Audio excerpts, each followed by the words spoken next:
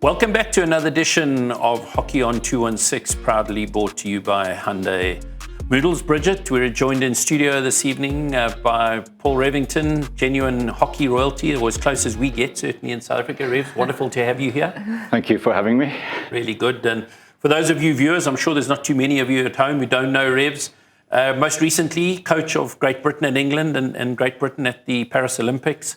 Come back to South Africa, working with a very big partner of SuperSport schools, AI Sport Africa, and working with them around the cameras, and some of the AI cameras that supply our business. So, yeah, really good to have you back in the country. Thank We're you. really looking at talking hockey for the entire show. It's the first time we've had a guest that's joined us for a whole show. So you must know just what a big deal it is for us to have Revs on the show here this evening. Absolutely.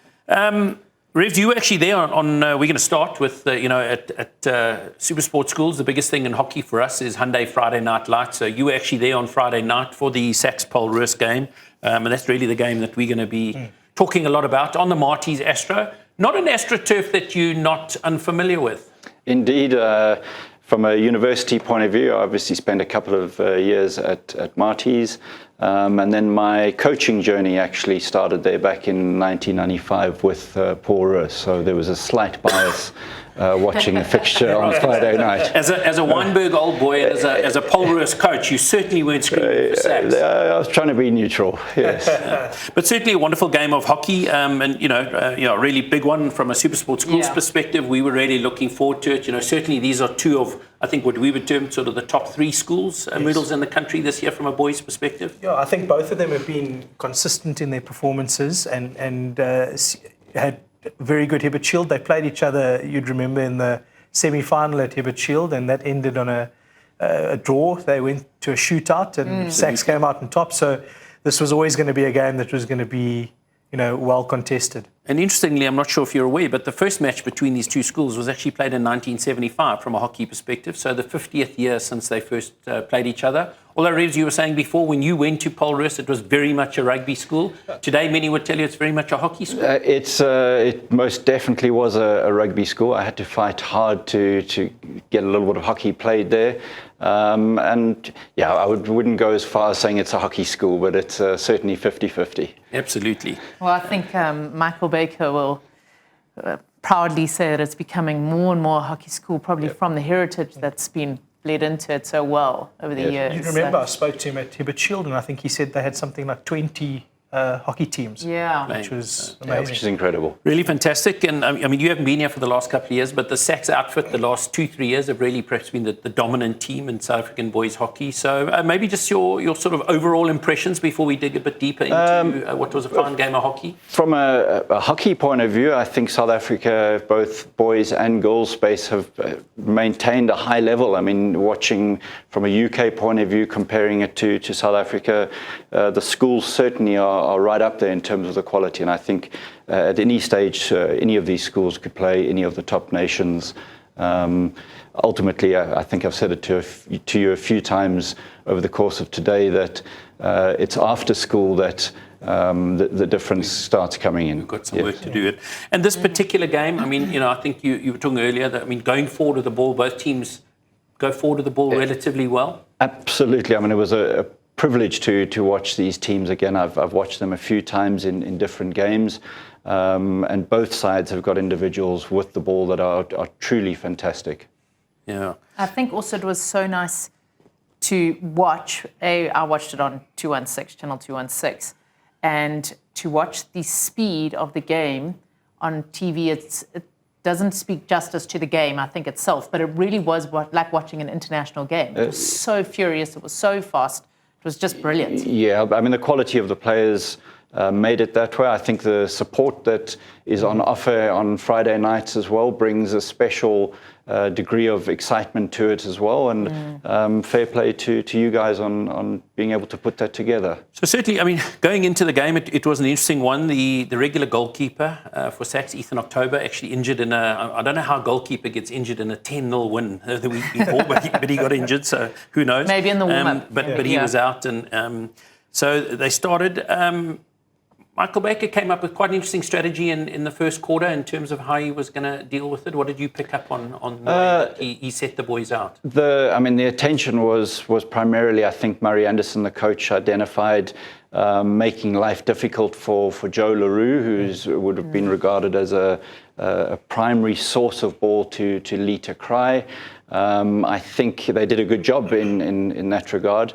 They probably, in the first half, certainly didn't pay enough attention to Lita, who made quite a difference in that first half. I mean, you say that, sorry to interrupt, but that it did go in Paul Roos's favour with that first opening goal, and they're right to that point. Go hard at Joe. They capitalised off it. Yep. They got the mistake. Forced him into making a mistake. And young Kroos, who's I've been quite impressed with this season. Tall, lanky striker. I believe he's got a 14-year-old brother who can really play. Yes. Okay. As well. He's in the under 14A side. We unfortunately caught them twice this season as the Snorvens under 14 team, and he can play. He can score goals. He can flick. He's a quality player. Kroos took his chance after sort of Joe LaRue coughed one up, and they were 1-0 up. Yeah, he did fantastically. I mean, outside of the goal that he scored, I thought the second half he had a really good game. I think he ended up playing against Lita Cry quite a lot in the second half, and I thought did a very good job. Yeah. I mean, Rebs, you spoke about the focus on Joe LaRue early on in the game and probably giving Lita a bit too much space. I noticed he received the ball uncontested on the halfway line wide, particularly on the right a couple of times, and I think that's probably where he's most dangerous, receiving the ball uncontested in midfield. Yeah, I think from a learning point of view, watching a fair number of games on the Friday nights, a key area of improvement for a lot of these schools is probably around defense.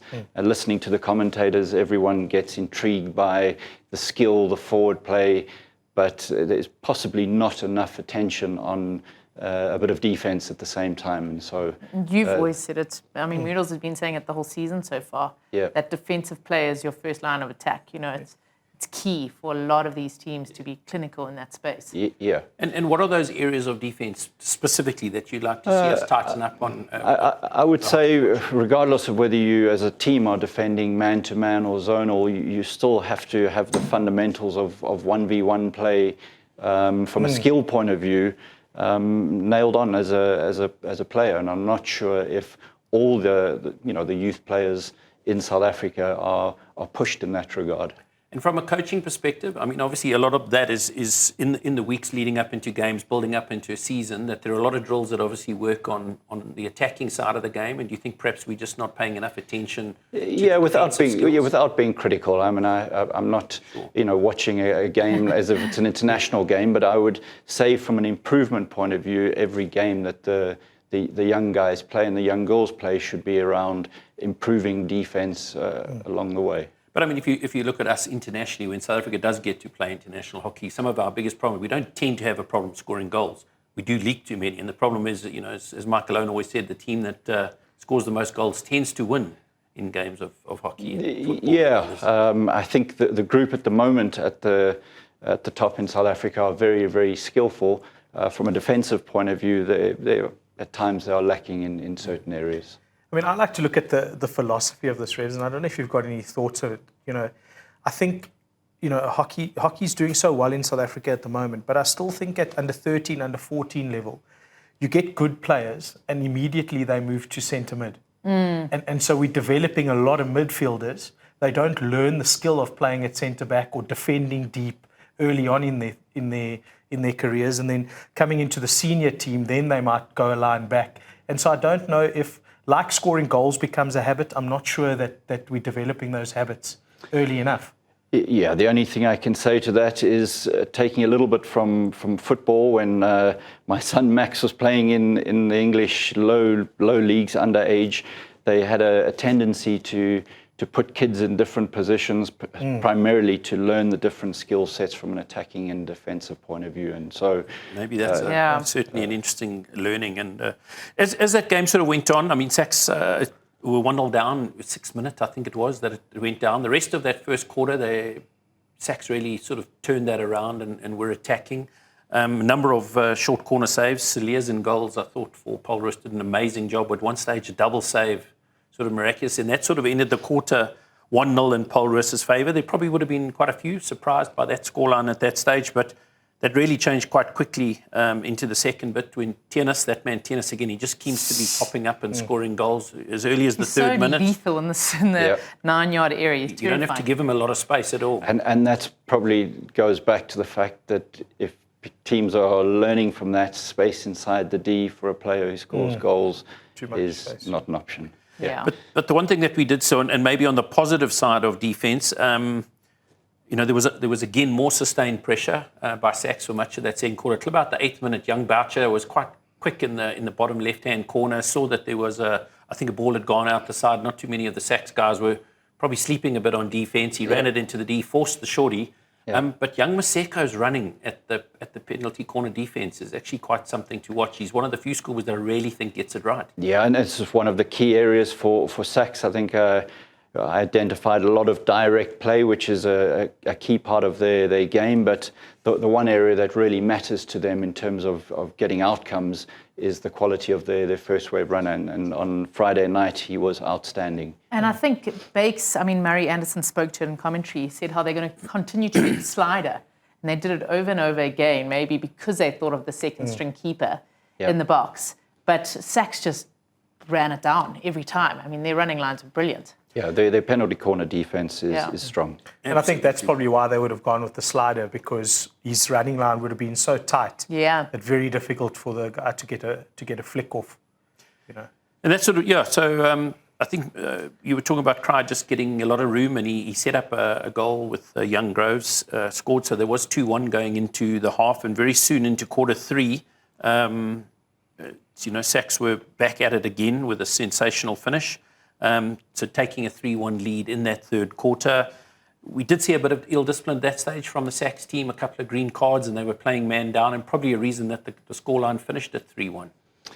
Yeah, I mean, from a discipline point of view, it sounds a little bit schoolmasterish, saying at school level the focus should be on the game and not necessarily on the umpires. I'm sure the coaching staff would have had a word with them before, during and after the game. Hopefully the next game there's an improvement in that regard. Another area of that SACS team that was very impressive and often underrated, I think, we talk about it so much, and we talk about Maseko, and we talk about obviously Lita Cry and Tiennis and people like that, but Hughes and Redfern in the middle really do a lot of work, don't they? And they're solid. Yeah, and I think the two of them would be an example of two players taking the attacking and defensive side in equal measure, and they definitely made a difference for the SACS team during the game. Absolutely. And so 3-1 win to Paul Roos Gymnasium. So, beating, not to Paul Roos, to SACS. I think they wished it was the other way around. The other person who we perhaps haven't spoken about, and you spoke about the reserve keeper, Marissimo, who came in, made some some wonderful saves to keep Paul Roos out. And so, mention of someone who got his opportunity and took it so well. So well done to the young man. Yeah, I also thought Christo Swanepoel was outstanding for Paul Roos. I mean, he bossed that midfield, and largely kept them in the game. With his work rate, another guy who covered the pitch end to end in his defensive duties and he did. On Revs attack. and I were saying he certainly looked like someone whose legs were out of him by the end of the game, wasn't he? Yeah, he's played a lot of hockey for Paul Roos over many years now. Yes, he's looking. So 3-1 win. I think that's all that's left from a hockey perspective. Maybe this year, if we can still get it right, is to get JP down to play those two wonderful teams and really have a look at who is the number one boys team in the country this year. We'll be back after the break.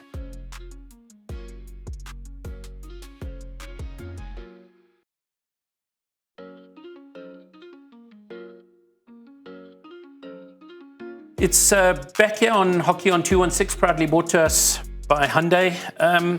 Revs, as we sort of have a look at the experience, I'm not sure exactly how long you were in the UK now on this trip of yours, or your sort of sojourn into the UK hockey. I went there from 2017. I had a kind of a 2-year gap in Malaysia, and then back for another 2-3 years. 8 years out the country, Yes. out of South Africa, and in sort of Malaysia and UK hockey. Tell us a bit about the youth system, youth hockey in the UK. I mean, obviously we see a lot of, we really only get to really see sort of English hockey when they're playing in sort of England and Pro League and various things like that, World Cups, and then obviously Great Britain at the Olympics. Tell us a bit about their youth structures and specifically their school side of things. Their school structure and hockey is very similar to here in South Africa. Effectively, the British probably brought the system to South Africa many years ago. So from a skill point of view, from a quality of team point of view and play, it is very similar. I think I've alluded to this already. The difference between the countries will come at the time after school. But from a system and structure point of view, it is very similar. And their club setup as well, I'm assuming similar club setup. That's probably they're more clubs and they're more teams that are playing. So from a numbers point of view, there are certainly more to pick from in the UK. And the school players would be playing club hockey and growing up sort of as a combination club system. Yes, and so from a boys' point of view, there's a reduction in the UK and England system. There's been a problem with the boys not playing club hockey. So from an advantage point of view here in South Africa, a lot of the boys, schoolboys here play club hockey, where in the UK that's been an issue because most of the boys are coming out of private schools and not traditional government schools. So the academics just doesn't allow for it, or they just don't have the time? It's different game times. So when they're playing, and so they just don't have that space. And obviously, a lot of those private schools, a lot of them are boarding schools, so the kids are not necessarily where those sort of main hockey centres are. I mean, I think that's a challenge for us as well in South Africa. I think the Western Cape have got it right because they play their hockey games on a Friday night, which frees up the weekend for the boys to play club hockey. But largely up here in Gauteng and in Natal, hockey games are still being played on a Saturday. So then to go Saturday school game if you're a boarder and Sunday club game or Saturday afternoon club game is quite difficult. And I think, interestingly enough, and I mean, I'm speaking just from experience as opposed to actual fact, but I think also what's happening is there's so much school hockey at the moment that a lot of the players in the girls' space and the boys' space just, don't have the time, but they're also exhausted. Yes. So they don't play and so as much club as they used to. That I would say England's system monitors that and manages that a whole lot better. In terms of workload. Yes, making sure that important players, when they finish school, they're not burnt out and had enough of hockey. Yeah, we see that a lot in the girls' space. I think a lot of players just going, I've had enough. Yeah. Certainly from certain parts of the country. Yes, well, I'm not going to say anything too deep. But interesting you said about what they do better. What other things do you believe they do better and that we could take some learnings from the sort of youth or school system? From a school system, I think from a coaching point of view, I don't think they do everything right in the UK, but they place a lot more emphasis on making sure that coaching at the lower levels of under 8s, under 10s, and under 12s are done as thoroughly as possible with regards to skill. And it's probably something that could be improved here. But again, I wouldn't be critical of the school system here. It is very strong here. Absolutely. I mean, we know it's one of the, the school system is probably one of the reasons we can go to an Olympics and draw with big teams and that, because it's certainly not the hockey post the school system. But I mean, what are you talking about? Like an emphasis on basics, an emphasis on structure, understanding, the real difference. I mean, one of the things you didn't say, and you mentioned it off air, so I'm probably going to sell you out now, but you were talking about the one thing in the SACS Paul game and saying you actually couldn't see when they were man-to-man marking and when they were zonal marking, which tells you that they're probably not man-to-man marking as you should be doing. Yeah, so again, we could talk for a while about this, but the most important thing, in my opinion, at school level is, regardless of whether you're doing man-to-man or zone, you have to be teaching the players how to defend in a one-on-one situation. And that, for me, is pure coaching. It comes down to you've got an athlete, you've got to teach them how to attack with the ball, and you've got to teach them how to defend when they don't have the ball. And maybe, I mean, Moodles mentioned it earlier, is that in prep school hockey, your best players always find themselves in the midfield. And it's just a bad habit maybe we put ourselves into as coaches, to put your best player sort of in that centre mid position. They don't necessarily build the skill set that they need taking forward into defence and vice versa, We become very attacking mindsets as opposed to defensive mindset in prep school, and then we take that forward. Yeah, and I hope people listening to the show and watching the show don't think that I'm just overly focused on defense. With the ball is beautiful, but at the end of the day, hockey is about two things, with the ball and without the ball. And I think stats will show, Revs, you've probably looked at those stats. You spend more time without the ball in a hockey game than you do on the ball. yes, I think in most ball sports you would, yes. Yeah. And so a lot of that is actually the work that you're doing without the ball or even on the one-on-one, getting yourself into the right positions. And when you get into those positions, making sure your feet are in the right place to be able to do the work you need to do from a defensive perspective. Yeah. And what are the sort of drills or what are the simple things that you could sort of talk about that might help coaches out there that are perhaps hearing what you're saying and not sure how to implement it? I wouldn't go into drill detail because I don't have a board here and it's difficult to draw. No, but from a coaching point of view, it's very easy, and I go into this mode at times as well, just watching players with the ball. When you're running coaching sessions, you have to prepare yourself to look for defensive aspects of the game too. And ideally, you should be filming the odd training session and making sure you have a review based on a defensive theme for a week. That's one of those things, and just what you're talking about in those defensive situations. We were watching a bit of green versus gold. You might have seen that the national men's team were having a training camp last week. And one of the things that was quite interesting for me is often our players in a defensive situation are going in for a tackle. Instead of just shadowing a player or trying to guide their run, we tend to lose patience almost and just commit too soon to a tackle or try to make a steal when it's not on. Those are the sort of things that we really need to learn at a much younger age, that sometimes just running the right line in defense can deal with the threat. Yeah, I mean, from a coaching point of view, I'll steal a line from Craig Seaman, who was part of our England and GB coaching staff. The emphasis for all our players was focus on a draw in a one-on-one contest, not always trying to win the duel. And if you're drawing every duel, you're not losing anything, and you've got yourself an opportunity to go forward. That's a wonderful piece of advice I haven't heard. So another South African coach making indeed, a super coach. Yes. I mean, maybe on that note, I mean, just so many South African coaches making their way in international hockey. I mean, you came up with quite a few at Paris last year. There were a number, Craig Fulton got the better of me in the quarterfinal. Dave Staniforth was there. Who else was there? Give me... Neville Rothman was with Ireland. Yeah, Neville Rothman. Red Halkett, yes, correct. Yeah. Absolutely. Yeah. So just wonderful to see, and obviously testament to what goes on the grass, on the grassroots of South African schools hockey. Yeah. What do we do well? What are the things since you come back that you think the rest of the world could perhaps learn from, or that we actually can be very proud of? Certainly, from a SuperSport schools perspective, what you're doing on a Friday, putting the game on TV and allowing people to watch it is absolutely magnificent.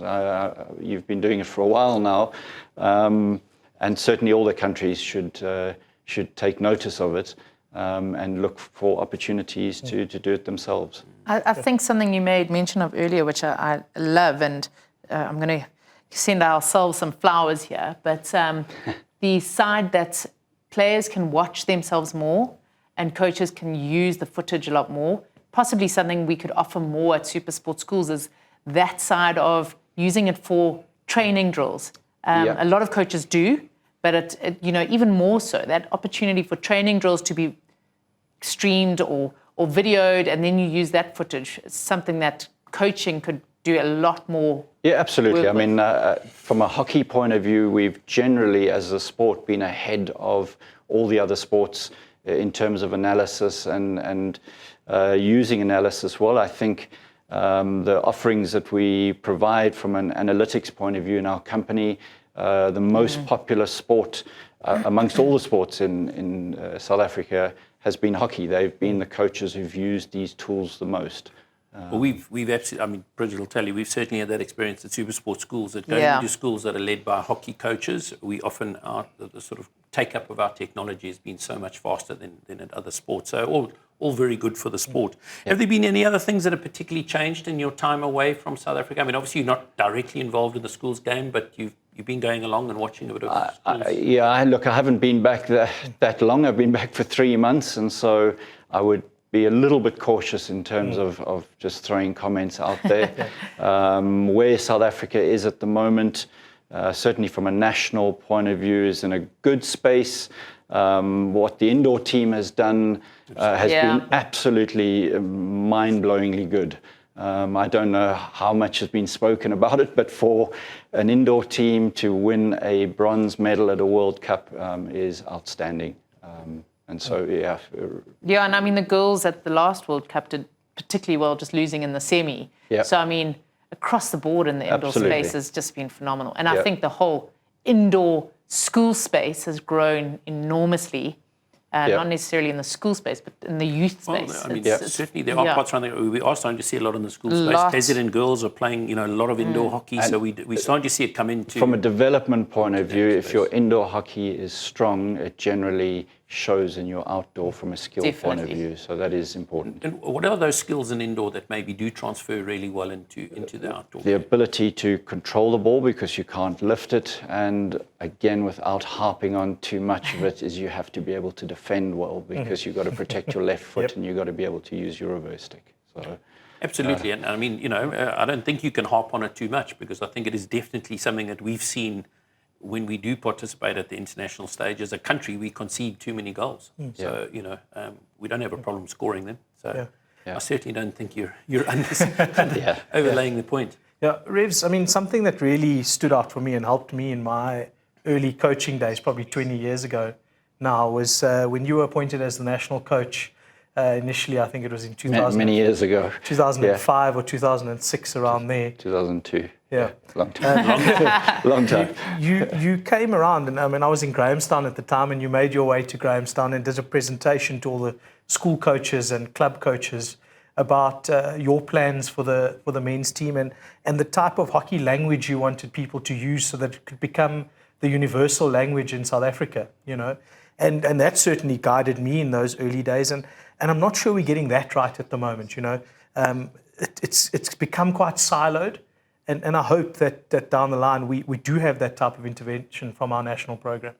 I hope so too. Many years ago, I didn't really know exactly what my remit was, and I probably just took it for granted that that's what I needed to do. And so thank you for those kind words. And I think his new word is defense. And that we need to. So we'll be back after the break to continue talking. And I think what we really want to focus on in our next session is penalty corner defense and attack.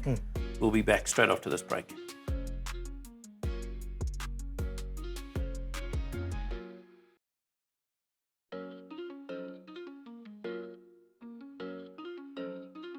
We're back with Hockey on 216, proudly brought to you by Hyundai, and in studio with us, Paul Revington, recently coach of Great Britain and England. Been wonderful chatting to you just about some of your insights from the English and UK and international game and what you've seen back in South Africa. As we said before the break, we really want to spend a bit of time talking about penalty corners. It's something that Chris and myself, Bridget, and a lot of our guests have spoken about a lot this year. I think we've spoken quite a bit about defense, and I know we're going to go back there later in the segment. But, so let's start with the penalty corner attack side.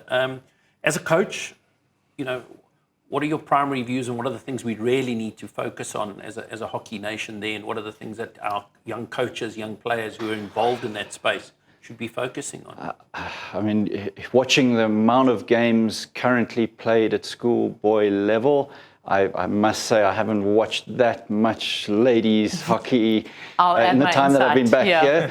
But there's no shortage of drag flickers in the country, and so there's no point of me pointing fingers and saying we don't have enough flickers. Certainly injectors and trapping, I think we're all good. The area where improvement can be made is if the quality of the running lines is better, you then end up having the flickers enhancing their skill sets in terms of how they're flicking. And so that's the nuance. As good as the first running is, then enhances the flickers. Yes. I mean, interesting, Guy Elliott, with you guys going into Pretoria Boys last week, you were practicing all week with two keepers to really force your flickers to find the spaces, and you scored 3 goals that weekend. You know what schoolboys are like. You can tell them and tell them and tell them, but they want to flick high, they want to flick in the net, and that's maybe something that we can improve on.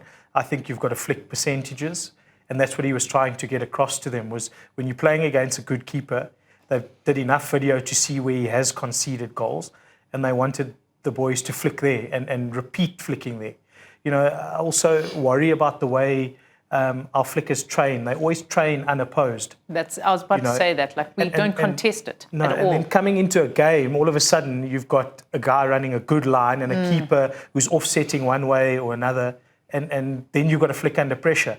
And that's why I don't think our conversion rates are good enough. I mean, Revs, what sort of conversion rates were you working on with the GB team? I mean, we would try and work off the timeless 33%, but yes. We used to have not a chuckle amongst the coaches. Every international side and any major club team is always looking for what we would term as fast bowlers, real fast bowlers. And in the England and GB setup, we didn't really have real guys who could just rip the heck out of it. And so they would have to spend extra time on the subtleties of technique, disguise. And I suppose from a youth point of view, South Africa could invest a little more time in specialist training camps where you're getting a drag flick coach down with 5 or 6 key flickers at a time, and just doing specialist training with them. Are we seeing enough from variations?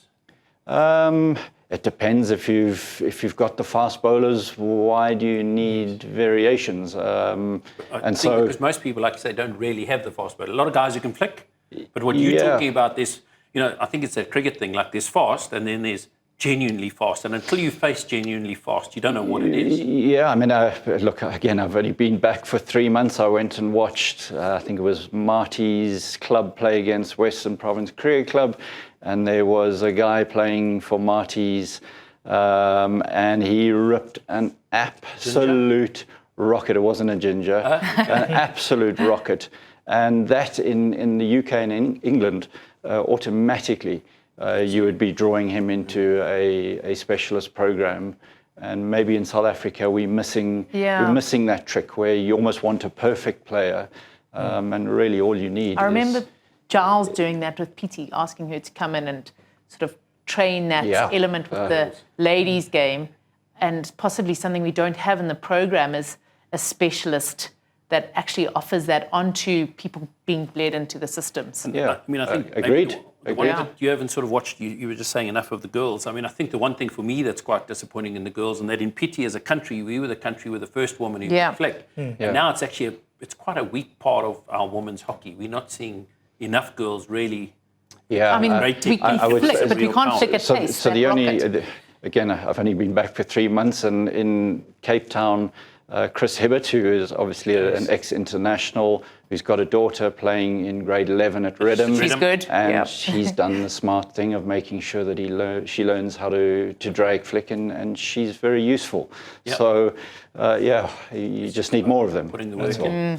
So maybe let's just move back to that favourite subject of yours, defence, and let's just talk about that penalty corner defence that we were talking about. And you were just talking about the importance of those running lines. What is the sort of work that you would be doing and what you'd be recommending to coaches, how to get those running lines at their best? Because like Middle said, at most practices, people don't want to be sending runners down the barrel because you get hurt. So they're not doing it. And if you're not training it... look, I'm probably the wrong person to ask because I never ran first wave in my entire life. I was always the one that went to the halfway line. For England and GB, I was spoilt in having Zach Jones, one of the coaching staff, who was a tried and tested international defender. He absolutely loved defense, and he spent hours training all the first wave runners. We religiously went after improving all our runners, and one of the things that he used a lot was light plastic balls where you could inject, corner, trap, flick, The runners and the defensive team would be fully kitted. Sure. And we would have attack versus defense, competitive games.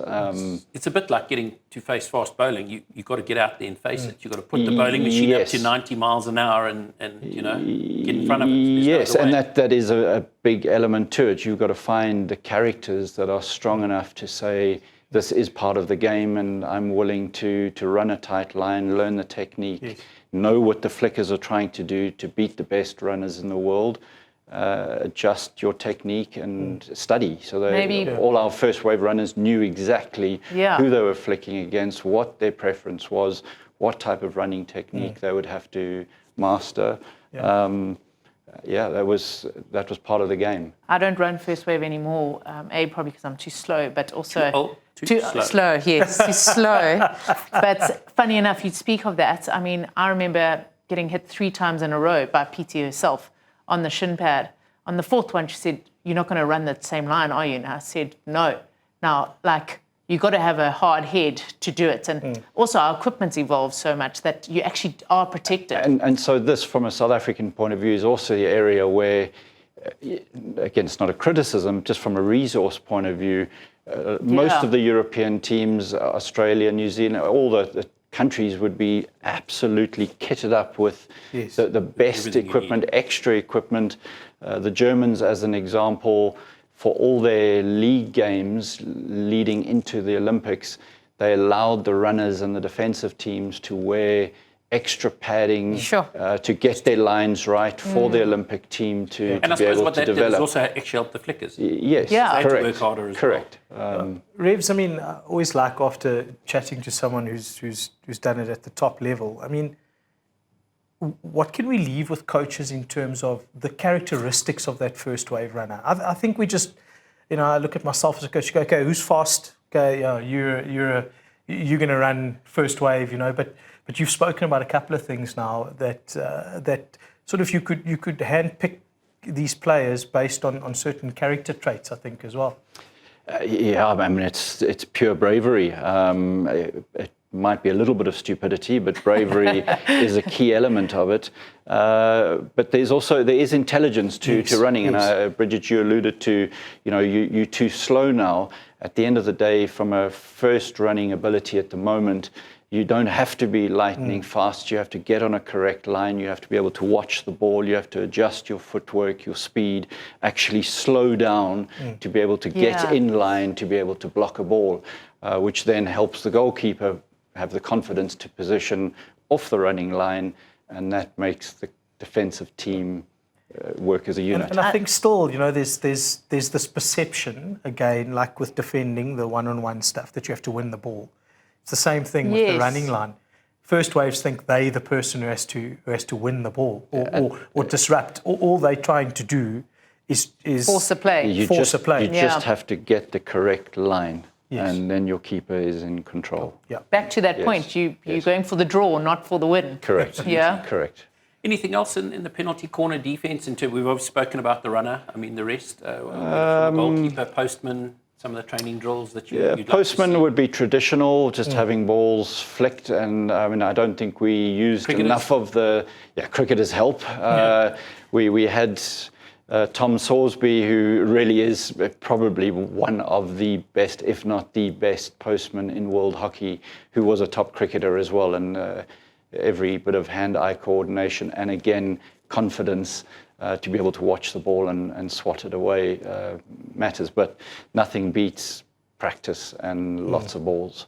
Absolutely, and I think maybe one of the things that you were talking about, sort of gamifying that defensive situation, so that in a training situation, there's sort of winners and losers, and you're keeping score. Kids love competition and they love a reward at the end, or I think that's when you get the best out of school players, is when they're playing for something.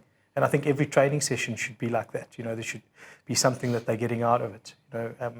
We don't create enough gameplay scenarios. I spoke about it in one of the very first shows, was our training intensity. I think we find ourselves wanting there all the time at different levels of our school sport. Is just not training, almost at an intensity higher than you're going to play the game, Yeah. Yeah, good training We quality. could probably talk about penalty corners with Revs all evening, and maybe we'll keep him back, take him for dinner afterwards, and get a little bit more insight that he has into that game, or that side of the game. We're going to go to a break, and we're going to come back and talk a little bit more about the technology and what we can expect coming up this coming weekend on SuperSport Schools from a hockey perspective, derbies around the country. We'll be back after the break.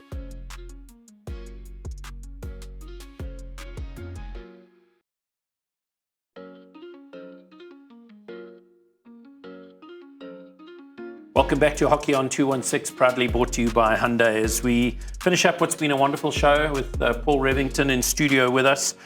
Paul, you've recently moved into the sort of technology side of sport. You've joined AI Sport Africa, who are the suppliers of the Pixelot technology, the AI cameras and tech that we use at SuperSport Schools. An interesting change in career, but obviously technology and video analysis has been a very big part of your coaching journey. Yeah, I mean, video analysis certainly has been. I think I was absolutely blown away by the capabilities of the Pixelot cameras. Even coming back here and watching a couple of games of hockey on TV, I actually thought it was a multicam broadcast. The quality of the AI cam was so good. And it is intriguing for me, a good way to film sport. I mean, one of the bits that people won't know about is just how much work was being done, in terms of teaching the AI to do hockey. There were certain challenges. I mean, hockey does have its very unique situations, penalty corners that we were talking about, strokes and various part of it that are slightly different to what you see in sort of football and other sports. Do you know a little bit about how that did, or are we putting you a bit on the it's okay. I'm quite happy to say I'm no AI genius, but what I do know is AI has a deep learning capability, and the more games it films, the more it learns and the more it teaches itself. And so penalty corner attack and defense moments are more controlled. Everything's more predictable. The camera is predicting where the ball is going to end up. At the same time, the camera is able to zoom in and out a little bit more as well. Yes. Again, everything is geared along the lines of more predictable. You're talking about that predictability. One of the bits that we've seen, certainly, for those of us who've been quite familiar with the tech over the last year or two, is in the overhead situation, the camera, how good it's getting now at predicting quite early on the path of the ball and creating the right picture for where the ball's coming down. Which is important. I think early days, the camera may have been reacting to that aerial. Nowadays, it absolutely, as you said, predicts, and it's already there. Trajectory already. Yeah. And that's such an important part of the game. I mean, we're just becoming so much more aerial, and what's even more changed in the last 2-3 years, certainly at a schools level I've been watching, is we were throwing sort of overheads, straight up and down the field, and now there's this sort of diagonal overheads and various things. So it becomes even more important for the camera to be able to pick it up, to get the picture in the right zone for when the ball comes down. Indeed, and there are a lot of people working behind the scenes on all these algorithms to get that right for the viewers.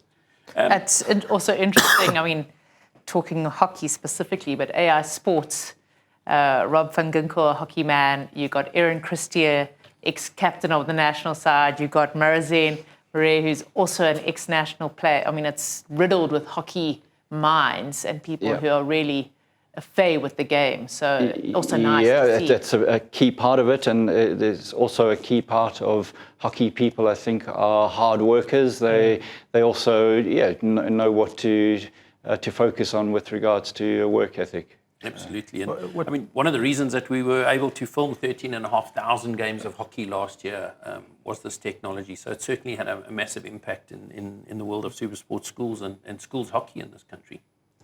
Ideally, more countries from a hockey point of view should be latching on to the likes of the S3 camera. I know Belgium, as an association and club fraternity, have invested in a good system of Pixelot cameras to film their Premier League. So I would say 50% of our current Friday Night Lights fixtures are actually done with S3s. To the linear channel. To the linear channels, which is anywhere in the world. It's phenomenal. And that cost-effective production solution means that we have more games being covered, Indeed. Which is what we want. Yeah.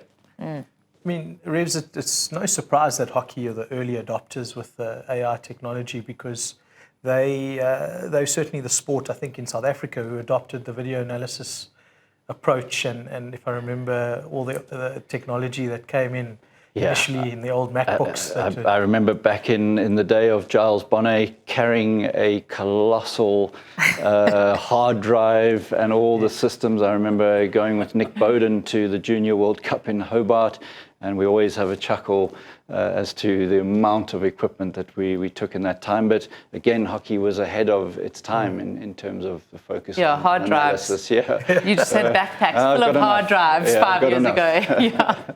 Done enough, Gary. Well, it's been wonderful chatting to you around that technology side. We're going to drift off for the rest of the show, but feel free to jump in if there's any predictions, and we might put you on the spot for one or two of these.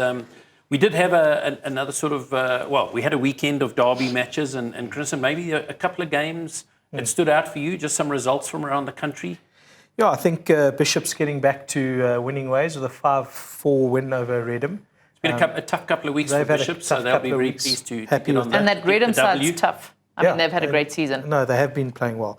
Another good result out of Pretoria, Elderain beating Waterkloof 2-1. Didn't see that coming, did we? Yeah, no, Waterkloof haven't had a bad season, and Elderain certainly are closing the gap there. So good for them to get over the line. And then a very interesting one, Calvin, which I think you said you watched, St. Stithians St. Charles 8-3 with going into the last chukker. 3 to St. Stithians, and St. Charles were leading 3-2 going into the last chukker and lose at 8-3. So, Cracker. A few things clearly going wrong for St. Charles in the fourth quarter, but leading that what is a very, very good St. Stithians team, very much probably a top 5 team in South Africa. So kudos to St. Charles for coming all the way to Johannesburg, and for 3 chukkers, they were not only in it, they were leading. Not exactly sure what went wrong there at the death. But I'm sure a lot went right for St. Stithians. Probably more. And they've got a couple of players where if it does go right, we know that they can score goals. And then 2 other good results. Michaelas 3-1 winners over Pretoria Boys High. Pretoria Boys High always a tough team to play, particularly in Pretoria. Michaelas went there and won 3-1. And then the Glenwood guys, they've been close in a number of games this season, but getting a 4-3 win over Westville, they would be delighted with that result. So some good results. I'm very surprised you left out Maritzburg College's 4 win. Obviously. It was a reunion day on Papes, the original OG hockey school. So you do know that Maritzburg College had an AstroTurf before Wynberg. Only just. I'm aware of it. Just to remind you. Pesh will tell you. If you don't believe me, ask Mike Pesh. He'll tell you. And Keith Richardson will acknowledge from Wynberg point of view. Absolutely. So, Bridget, on the girls' front? Yeah, we had independent schools down in Durban Girls College. So lots of schools down there travelling. They were all the independent schools. But probably a nice one was seeing St. Mary's Waverley with a lot of wins down there. They had a good campaign down there, which is nice to see. They beat some good schools, Lady of Fatima and people who've had really good seasons. So well done to Cindy Brown and her team. They haven't had the best of seasons by their standards, so they'll be very pleased with their performance. Obviously a tough tournament, lots of short games. Yeah. We saw a few others, but anyone else stand out for you from a results perspective? No one that I want to make too much mention of always, because my team didn't do particularly well. We've heard less about St. Mary's that they wanted. They didn't get the score that they were hoping for. I think battling to score. Probably that PC attack not going in their favour. But I think just I was proud to see St. Mary's Waverley picking up and really doing some really nice hockey. They executed well, which they've battled with this season. So that's nice to see as they go into the latter part of their season. Yeah. I can't believe how many tournaments there are and festivals for the girls. Incredible. I mean, every weekend there's a big festival or tournament going on. I mean, independent schools, it's such a nice festival. It's all the sports codes go to one venue. It was netball, squash, hockey, tennis. But some of those teams travel down there to St. Anne's the week before. Yeah, exactly. Exactly. So they've been doing some travelling. The parents have no doubt been doing a bit of funding of sport and travelling up and down themselves. And obviously, I think we're going into sort of in the next week or two, we'll be hearing about which teams will be travelling to Orania for the top 12 later in the year, to Polcom for the under 16. So the tournaments are not quite done for these girls. Seems like a lot of hockey. It's a lot of hockey. Speaks to that club hockey. A lot of hockey. So, and we haven't even got to the provincial weeks yet. I mean, that's going to be... I'm sure in next week's show and the following couple of weeks, we'll be certainly looking at some of those provincial tournaments. I think all the teams around the country have been announced. Been selected. I think a lot of selections that we probably expected. I don't think there have been too many surprises on that front. On that note, a couple of us won't be around. Bridget's running Comrades this coming week. She's hoping to get back in studio. I'm going to not be in studio for the next couple of weeks. I'm traveling abroad a bit, watching a bit of sport here and there. Kristen, you'll be around next week. I'm around next week, and then I'm also traveling abroad. The next couple of weeks you'll be around. So we'll be getting into some of that provincial hockey, probably with Manny and Sia and those of us who are around. We'll be talking about some of those interprovincial tournaments. But Friday night lights, I think Revs was talking earlier about what a wonderful piece that it's brought to school sport in South Africa, not just to hockey. And I think testament yesterday at SuperSport schools, we sort of jumped on the back of that, and it's given us a time to broadcast it. But to those heads of sport, headmasters and others who've made Friday nights a hockey night, it really has done a lot for the game. Outstanding. Yeah. Absolutely outstanding. Yeah, so it has, and wonderful to see the type of support. I'm not sure that there are crowds like that for schools hockey probably anywhere in the world. I don't think so. Basis. No, I don't think so. And certainly the noise level. I mean, it really is something quite special around a hockey AstroTurf. I'll say it again, Calvin. I think that schools need to jealously guard these derby fixtures. With all the tournaments and festivals around, there's something special about playing for your school on a Friday night. Yeah. So this week, Hyundai Friday Night Lights, as we close, Bridget, what have we got to look forward to? So we got Westville versus Kearsney. That's Friday Night Lights. A lot of schools and exams at the moment. You've also got Rustenburg versus St. Cyprian's that will be streamed, which will be a nice derby down in the Cape. And then you have quite a few fixtures on Saturday, I think, because of the exams. Absolutely. So a lot of action. But I think another big KZN one, I don't think it's on Friday Night Lights on Saturday. Hilton Northwood, probably a bit of a battle there for two of the bigger sides. You left out Hilton and DHS played to a 1-1 draw this past weekend. Yep. So it really has been tight amongst those KZN schools this year. No one really sticking their hand up and claiming dominance. I think these two teams have sort of been the upper end of that, so it will be a good contest between the two. Well, it's been another wonderful episode of Hockey on 216, proudly brought to you by Hyundai. Paul, really appreciate you coming up from the Only Cape a pleasure. Town and wonderful to have your insights into the game both here and internationally. We really do appreciate it. We hope we'll have you back soon, and if you've a bit bored on a Friday night, you've got a commentary out of the Cape, we'd love to have you on SuperSport Schools. Chris and Bridget, thank you so much. As I said, I'll be gone for the next 4 weeks. Bridget, Comrades Marathon, keep your head down, keep running straight. Thank you. It's only just under 9 hours on the road, so don't worry too much about it. Yep, hopefully. On that note, we'll be back with another episode of Hockey on 216, proudly brought to you by Hyundai next week.